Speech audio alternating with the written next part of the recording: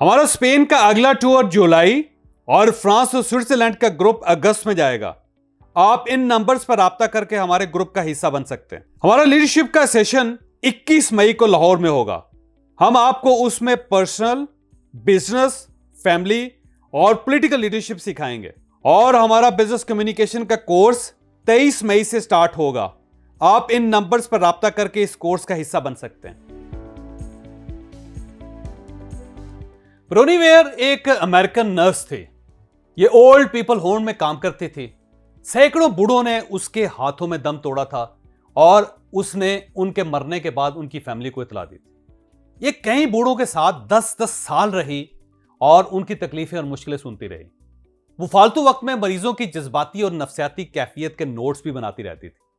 वो इनसे यह भी पूछती रहती थी, आपकी जिंदगी के बड़े बड़े रिग्रेट्स या गिले क्या?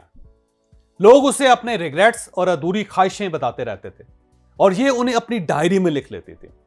यह सिलसिला जिंदगी भर चलता रहा, यहां तक कि ये रिटायर हुई और इसने अपनी उम्र भर की रिसर्च इकट्ठी करके एक तवील मजमून लिख दिया। यह article 5 common regrets of dying people के टाइटल से छाया हुआ और पूरी दुनिया में सराहा गया। इस आर्टिकल के तकरीबन हर जुबान में तर्जुमे हुए।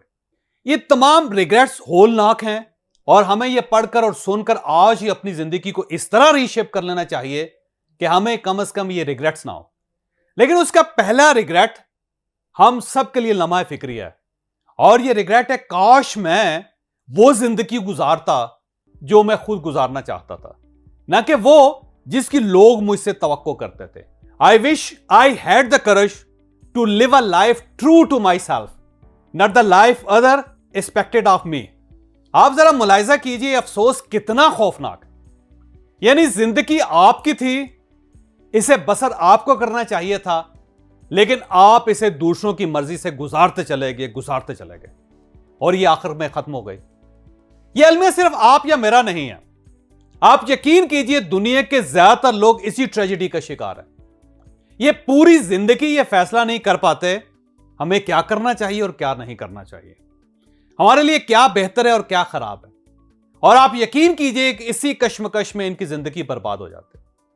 मेरा दावा है, आप किसी दिन सर्वे कर लें, आपको ज्यादातर लोग 2 जिंदगियों में बटे हुए मिलेंगे। ये खाने और कमाने के लिए एक काम कर रहे होंगे और खुश रहने के लिए कोई और झक मार रहे होंगे। कुदरत ने इन्हें अदीब बनाया था और ये डॉक्टर बन गए। कुदरत इन्हें बिजनेसमैन देखना चाहती थी और ये सरकारी नौकरी की हथकड़ी में बंद कर जिंदगी गुजारते चले गए।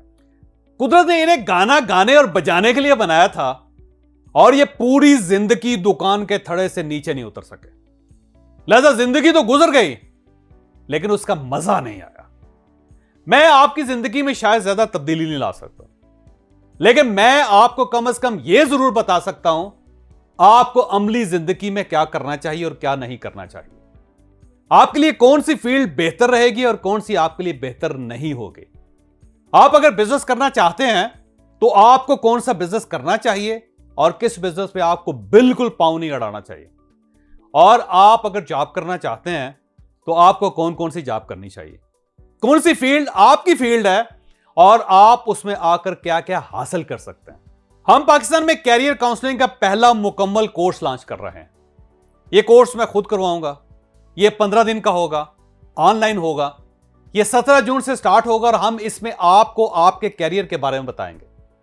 आप अगर कैरियर काउंसलिंग में इंटरेस्टेड हैं तो आप इन नंबर्स पर राब्ता कीजिए, अपनी सीट बुक करवाइए और अपने कैरियर का फैसला कर लीजिए, ताकि जब आप बूढ़े हो जाएं तो कम से कम आपको यह रिग्रेट ना हो, काश मैं वो जिंदगी गुजार पाता जो मुझे गुजारनी चाहिए थी।